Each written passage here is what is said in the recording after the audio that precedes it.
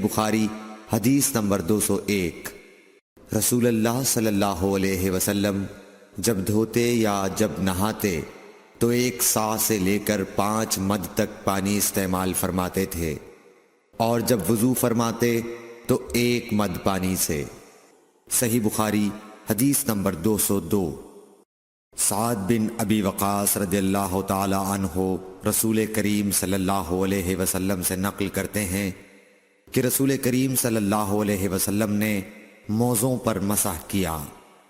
عبداللہ بن عمر نے اپنے والد ماجد عمر رضی اللہ تعالی عنہ سے اس کے بارے میں پوچھا تو انہوں نے کہا سچ ہے، اور یاد رکھو جب تم سے سعد رسول اللہ صلی اللہ علیہ وسلم کی کوئی حدیث بیان فرمائے تو اس کے متعلق ان کے سوا کسی دوسرے آدمی سے مت پوچھو۔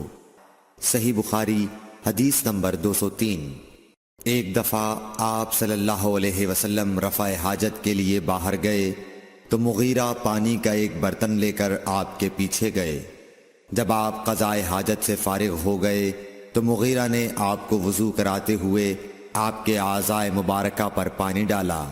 آپ نے وضو کیا اور موزوں پر مسح فرمایا۔ صحیح بخاری حدیث نمبر 204۔ جعفر بن عمرو بن امیہ زمری کو ان کے باپ نے خبر دی کہ انہوں نے رسول کریم صلی اللہ علیہ وسلم کو موزوں پر مسح کرتے ہوئے دیکھا۔ صحیح بخاری حدیث نمبر 205۔ جعفر بن عمرو اپنے باپ سے روایت کرتے ہیں کہ میں نے رسول اللہ صلی اللہ علیہ وسلم کو اپنے عمامے اور موزوں پر مسح کرتے دیکھا۔ صحیح بخاری حدیث نمبر 206۔ مغیرہ فرماتے ہیں کہ میں ایک سفر میں رسول کریم صلی اللہ علیہ وسلم کے ساتھ تھا تو میں نے چاہا کہ وضو کرتے وقت آپ کے موزے اتار ڈالوں۔ آپ نے فرمایا کہ انہیں رہنے دو، چونکہ جب میں نے انہیں پہنا تھا تو میرے پاؤں پاک تھے، یعنی میں وضو سے تھا، پس آپ نے ان پر مسح کیا۔ صحیح بخاری حدیث نمبر 207۔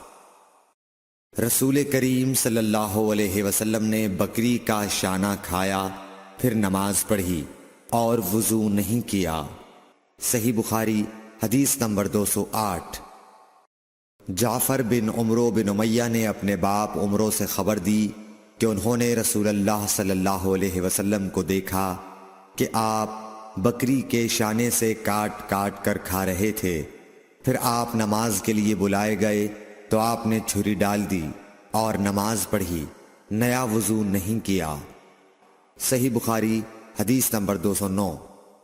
سوید بن نعمان رضی اللہ تعالی عنہ نے خبر دی کہ فتح خیبر والے سال وہ رسول اللہ صلی اللہ علیہ وسلم کے ساتھ صحبہ کی طرف جو خیبر کے قریب ایک جگہ ہے پہنچے۔ آپ صلی اللہ علیہ وسلم نے عصر کی نماز پڑھی، پھر ناشتہ منگوایا تو سوائے ستو کے اور کچھ نہیں لایا گیا۔ پھر آپ نے حکم دیا تو وہ بھگو دیا گیا۔ پھر رسول کریم صلی اللہ علیہ وسلم نے کھایا اور ہم نے بھی کھایا۔ پھر مغرب کی نماز کے لیے کھڑے ہو گئے، آپ نے کلی کی اور ہم نے بھی۔ پھر آپ نے نماز پڑھی اور نیا وضو نہیں کیا۔ صحیح بخاری حدیث نمبر 210۔ حضرت میمونہ زوجہ رسول کریم صلی اللہ علیہ وسلم نے بتلایا کہ آپ نے ان کے یہاں بکری کا شانہ کھایا، پھر نماز پڑھی اور نیا وضو نہیں فرمایا۔ صحیح بخاری حدیث نمبر 211۔ رسول اللہ صلی اللہ علیہ وسلم نے دودھ پیا، پھر کلی کی اور فرمایا اس میں چکنائی ہوتی ہے۔ صحیح بخاری حدیث نمبر 212۔ رسول کریم صلی اللہ علیہ وسلم نے فرمایا کہ جب نماز پڑھتے وقت تم میں سے کسی کو اونگ آ جائے تو چاہیے کہ وہ سو رہے یہاں تک کہ نیند کا اثر اس سے ختم ہو جائے۔ اس لیے جب تم میں سے کوئی شخص نماز پڑھنے لگے اور وہ اونگ رہا ہو تو وہ کچھ نہیں جانے گا کہ وہ خدا سے مغفرت طلب کر رہا ہے یا اپنے نفس کو بد دعا دے رہا ہے۔ صحیح بخاری حدیث نمبر 213۔ رسول اللہ صلی اللہ علیہ وسلم نے فرمایا کہ جب تم نماز میں اونگنے لگو تو سو جانا چاہیے، پھر اس وقت نماز پڑھے جب جان لے کہ وہ کیا پڑھ رہا ہے۔ صحیح بخاری حدیث نمبر 214۔ حضرت انس روایت کرتے ہیں کہ رسول کریم صلی اللہ علیہ وسلم ہر نماز کے لیے نیا وضو فرمایا کرتے تھے۔ میں نے کہا تم لوگ کس طرح کرتے تھے؟ کہنے لگے ہم میں سے ہر ایک کو اس کا وضو اس وقت تک کافی ہوتا جب تک کوئی وضو توڑنے والی چیز پیش نہ آ جاتی، یعنی پیشاب، پخانہ یا نیند وغیرہ۔ صحیح بخاری حدیث نمبر 215۔ سوید بن نعمان رضی اللہ تعالی عنہ نے بتلایا کہ ہم خیبر والے سال رسول اللہ صلی اللہ علیہ وسلم کے ہمراہ جب صحبہ میں پہنچے تو رسول کریم نے ہمیں عصر کی نماز پڑھائی۔ جب نماز پڑھ چکے تو آپ نے کھانے منگوائے، مگر کھانے میں صرف ستو ہی لایا گیا، سو ہم نے اس کو کھایا اور پیا۔ پھر رسول کریم صلی اللہ علیہ وسلم مغرب کی نماز کے لیے کھڑے ہو گئے تو آپ نے کلی کی، پھر ہمیں مغرب کی نماز پڑھائی اور نیا وضو نہیں کیا۔ صحیح بخاری حدیث نمبر 216۔ رسول اللہ صلی اللہ علیہ وسلم ایک دفعہ مدینے یا مکے کے ایک باغ میں تشریف لے گئے۔ وہاں آپ نے 2 شخصوں کی آواز سنی جنہیں ان کی قبروں میں عذاب کیا جا رہا تھا۔ آپ صلی اللہ علیہ وسلم نے فرمایا کہ ان پر عذاب ہو رہا ہے اور کسی بہت بڑے گناہ کی وجہ سے نہیں۔ پھر آپ صلی اللہ علیہ وسلم نے فرمایا بات یہ ہے کہ ایک شخص ان میں سے پیشاب کے چھینٹوں سے بچنے کا اہتمام نہیں کرتا تھا اور دوسرا شخص چغل خوری کیا کرتا تھا۔ پھر آپ صلی اللہ علیہ وسلم نے کھجور کی ایک ڈالی منگوائی اور اس کو توڑ کر 2 ٹکڑے کیا اور ان میں سے ایک ایک ٹکڑا ہر ایک کی قبر پر رکھ دیا۔ لوگوں نے آپ صلی اللہ علیہ وسلم سے پوچھا کہ یا رسول اللہ یہ آپ نے کیوں کیا؟ آپ نے فرمایا اس لیے کہ جب تک یہ ڈالیاں خشک نہ ہوں شاید اس وقت تک ان پر عذاب کم ہو جائے۔ صحیح بخاری حدیث نمبر 217۔ انس بن مالک رضی اللہ تعالی عنہ روایت کرتے ہیں کہ رسول کریم صلی اللہ علیہ وسلم جب رفع حاجت کے لیے باہر تشریف لے جاتے تو میں آپ کے پاس پانی لاتا، آپ اس سے استنجا فرماتے۔ صحیح بخاری حدیث نمبر 218۔ ایک مرتبہ رسول اللہ صلی اللہ علیہ وسلم 2 قبروں پر گزرے تو آپ نے فرمایا کہ ان دونوں قبر والوں کو عذاب دیا جا رہا ہے اور کسی بڑے گناہ پر نہیں۔ ایک تو ان میں سے پیشاب سے احتیاط نہیں کرتا تھا اور دوسرا چغل خوری کیا کرتا تھا۔ پھر آپ صلی اللہ علیہ وسلم نے ایک ہری ٹہنی لے کر بیچ سے اس کے 2 ٹکڑے کیے اور ہر ایک قبر پر ایک ٹکڑا گاڑ دیا۔ لوگوں نے پوچھا کہ یا رسول اللہ آپ نے ایسا کیوں کیا؟ آپ نے فرمایا شاید جب تک یہ ٹہنیاں خشک نہ ہوں ان پر عذاب میں کچھ تخفیف رہے۔ صحیح بخاری حدیث نمبر 219۔ رسول کریم صلی اللہ علیہ وسلم نے ایک دیہاتی کو مسجد میں پیشاب کرتے ہوئے دیکھا تو لوگوں سے آپ نے فرمایا اسے چھوڑ دو۔ جب وہ فارغ ہو گیا تو پانی منگوا کر آپ نے اس جگہ بہا دیا۔ صحیح بخاری حدیث نمبر 220۔ حضرت ابو ہریرہ رضی اللہ تعالی عنہ نے فرمایا کہ ایک اعرابی کھڑے ہو کر مسجد میں پیشاب کرنے لگا تو لوگ اس پر جھپٹنے لگے۔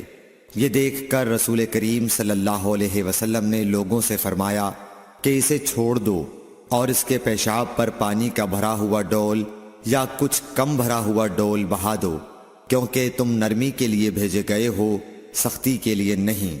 صحیح بخاری حدیث نمبر 221۔ ایک دیہاتی شخص آیا اور اس نے مسجد کے ایک کونے میں پیشاب کر دیا۔ لوگوں نے اس کو منع کیا تو رسول کریم صلی اللہ علیہ وسلم نے انہیں روک دیا۔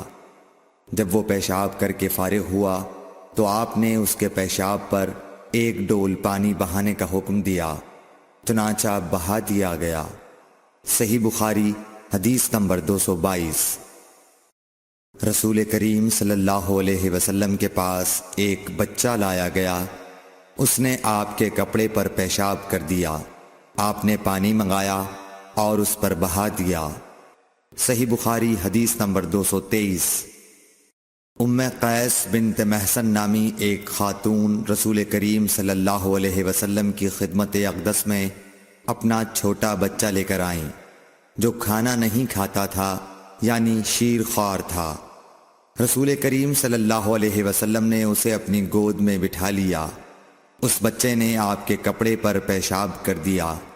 آپ صلی اللہ علیہ وسلم نے پانی منگا کر کپڑے پر چھڑک دیا اور اسے نہیں دھویا۔ صحیح بخاری حدیث نمبر 224۔ حذیفہ رضی اللہ تعالی عنہ روایت کرتے ہیں کہ نبی کریم صلی اللہ علیہ وسلم کسی قوم کی کوڑی پر تشریف لائے، بس آپ صلی اللہ علیہ وسلم نے وہاں کھڑے ہو کر پیشاب کیا، پھر پانی منگایا۔ میں آپ صلی اللہ علیہ وسلم کے پاس پانی لے کر آیا تو آپ نے وضو فرمایا۔ صحیح بخاری حدیث نمبر 225۔ حذیفہ رضی اللہ تعالی عنہ کہتے ہیں کہ ایک مرتبہ میں اور رسول کریم صلی اللہ علیہ وسلم جا رہے تھے کہ ایک قوم کی کوڑی پر جو ایک دیوار کے پیچھے تھی پہنچے تو آپ اس طرح کھڑے ہو گئے جس طرح ہم تم میں سے کوئی شخص کھڑا ہوتا ہے۔ پھر آپ نے پیشاب کیا اور میں ایک طرف ہٹ گیا۔ تب آپ نے مجھے اشارہ کیا تو میں آپ کے پاس پردے کی غرض سے آپ کی ایڑیوں کے قریب کھڑا ہو گیا، یہاں تک کہ آپ پیشاب سے فارغ ہو گئے۔ بوقت ضرورت ایسا بھی کیا جا سکتا ہے۔ صحیح بخاری حدیث نمبر 226۔ ابو موسیٰ اشعری پیشاب کے بارے میں سختی سے کام لیتے تھے اور کہتے تھے کہ بنی اسرائیل میں جب کسی کے کپڑے کو پیشاب لگ جاتا تو اسے کاٹ ڈالتے۔ ابو حذیفہ کہتے ہیں کہ کاش وہ اپنے اس تشدد سے رک جاتے، کیونکہ رسول اللہ صلی اللہ علیہ وسلم کسی قوم کی کوڑی پر تشریف لائے اور آپ نے وہاں کھڑے ہو کر پیشاب کیا۔ صحیح بخاری حدیث نمبر 227۔ ایک عورت نے رسول کریم صلی اللہ علیہ وسلم کی خدمت میں حاضر ہو کر عرض کی، حضور فرمائیے ہم میں سے کسی عورت کو کپڑے میں حیض آ جائے تو وہ کیا کرے؟ آپ نے فرمایا کہ پہلے اسے کھرچے، پھر پانی سے رگڑے اور پانی سے دھو ڈالے اور اسی کپڑے میں نماز پڑھ لے۔ صحیح بخاری حدیث نمبر 228۔ ابو حبیش کی بیٹی فاطمہ رسول اللہ صلی اللہ علیہ وسلم کی خدمت میں حاضر ہوئی اور اس نے کہا کہ میں ایک ایسی عورت ہوں جسے استحاضہ کی بیماری ہے، اس لیے میں پاک نہیں رہتی، تو کیا میں نماز چھوڑ دوں؟ آپ نے فرمایا نہیں، یہ ایک رگ کا خون ہے، حیض نہیں ہے، تو جب تجھے حیض آئے تو نماز چھوڑ دے، اور جب یہ دن گزر جائیں تو اپنے بدن اور کپڑے سے خون کو دھو ڈال، پھر نماز پڑھ۔ ہشام کہتے ہیں کہ میرے باپ عروہ نے کہا کہ حضور نے یہ بھی فرمایا کہ پھر ہر نماز کے لیے وضو کر، یہاں تک کہ وہی حیض کا وقت پھر آ جائے۔ صحیح بخاری حدیث نمبر 229۔ حضرت عائشہ رضی اللہ تعالی عنہا فرماتی ہیں کہ میں رسول کریم صلی اللہ علیہ وسلم کے کپڑے سے جنابت کو دھوتی تھی، پھر اس کو پہن کر آپ نماز کے لیے تشریف لے جاتے اور پانی کے دھبے آپ کے کپڑے میں ہوتے تھے۔ صحیح بخاری حدیث نمبر 230۔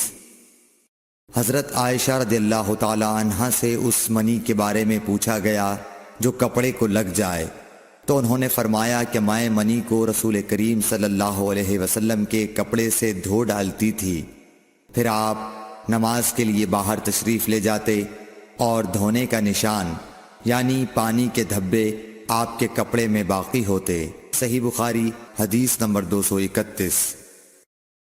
حضرت عائشہ رضی اللہ تعالی عنہا نے فرمایا کہ میں رسول کریم صلی اللہ علیہ وسلم کے کپڑے سے منی کو دھو ڈالتی تھی، پھر آپ نماز کے لیے باہر نکلتے اور دھونے کا نشان یعنی پانی کے دھبے کپڑے میں ہوتے۔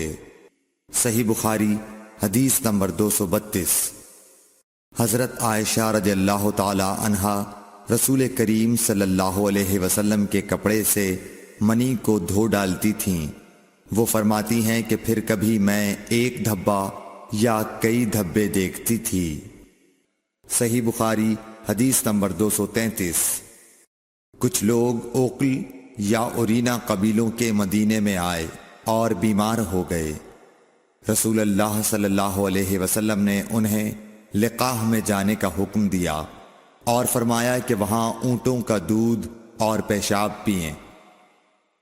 چنانچہ وہ لقاح چلے گئے، اور جب اچھے ہو گئے تو رسول کریم صلی اللہ علیہ وسلم کے چرواہے کو قتل کر کے وہ جانوروں کو ہانک کر لے گئے۔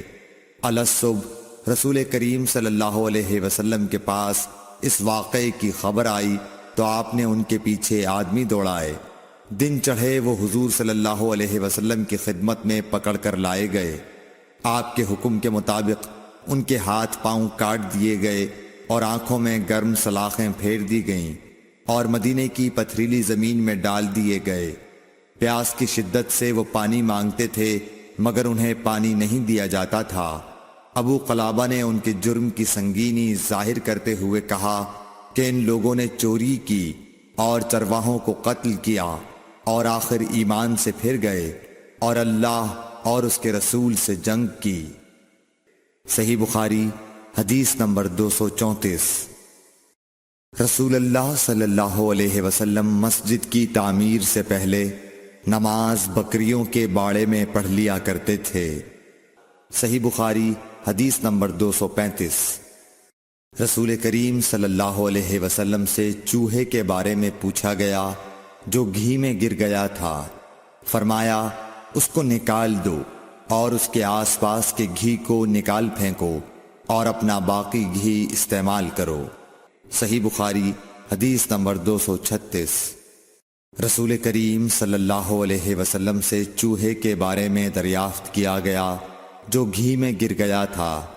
آپ نے فرمایا کہ اس چوہے کو اور اس کے آس پاس کے گھی کو نکال کر پھینک دو۔ صحیح بخاری حدیث نمبر 237۔ رسول اللہ صلی اللہ علیہ وسلم نے فرمایا ہر زخم جو اللہ کی راہ میں مسلمان کو لگے وہ قیامت کے دن اسی حالت میں ہوگا جس طرح وہ لگا تھا۔ اس میں سے خون بہتا ہوگا جس کا رنگ تو خون سا ہوگا اور خوشبو مشک کی سی ہوگی۔ صحیح بخاری حدیث نمبر 238۔ رسول کریم صلی اللہ علیہ وسلم نے فرمایا کہ ہم لوگ دنیا میں پچھلے زمانے میں آئے ہیں مگر آخرت میں سب سے آگے ہیں۔ صحیح بخاری حدیث نمبر 239۔ رسول اللہ صلی اللہ علیہ وسلم نے فرمایا کہ تم میں سے کوئی ٹھہرے ہوئے پانی میں جو جاری نہ ہو پیشاب نہ کرے پھر اسی میں غسل کرنے لگے، یعنی یہ ادب اور نظافت کے خلاف ہے کہ اسی پانی میں پیشاب کرنا اور پھر اسی سے غسل کرنا۔ صحیح بخاری حدیث نمبر 240۔ ایک دفعہ رسول کریم صلی اللہ علیہ وسلم کعبہ شریف میں سجدے میں تھے۔ ایک دوسری سند سے رسول اللہ صلی اللہ علیہ وسلم کعبے کے نزدیک نماز پڑھ رہے تھے اور ابو جہل اور اس کے ساتھی بھی وہیں بیٹھے ہوئے تھے، تو ان میں سے ایک نے دوسرے سے کہا کہ تم میں سے کوئی شخص ہے جو قبیلے کی جو اونٹنی ذبح ہوئی ہے اس کی اوجڑی اٹھا لائے اور لا کر جب محمد صلی اللہ علیہ وسلم سجدے میں جائیں تو ان کی پیٹھ پر رکھ دے۔ یہ سن کر ان میں سے ایک سب سے زیادہ بدبخت آدمی اٹھا اور وہ اوجڑی لے کر آیا اور دیکھتا رہا۔ جب آپ نے سجدہ کیا تو اس نے اس اوجڑی کو آپ کے دونوں کندھوں کے درمیان رکھ دیا۔ عبداللہ بن مسعود کہتے ہیں میں یہ سب کچھ دیکھ رہا تھا مگر کچھ نہ کر سکتا تھا، کاش اس وقت مجھے روکنے کی طاقت ہوتی۔ عبداللہ کہتے ہیں کہ وہ ہنسنے لگے اور ہنسی کے مارے لوٹ پوٹ ہونے لگے اور رسول اللہ صلی اللہ علیہ وسلم سجدے میں تھے، بوجھ کی وجہ سے اپنا سر نہیں اٹھا سکتے تھے، یہاں تک کہ حضرت فاطمہ رضی اللہ تعالی عنہا آئیں اور وہ بوجھ آپ کی پیٹھ پر سے اتار کر پھینکا۔ تب آپ نے سر اٹھایا، پھر 3 بار فرمایا یا اللہ تو قریش کو پکڑ لے۔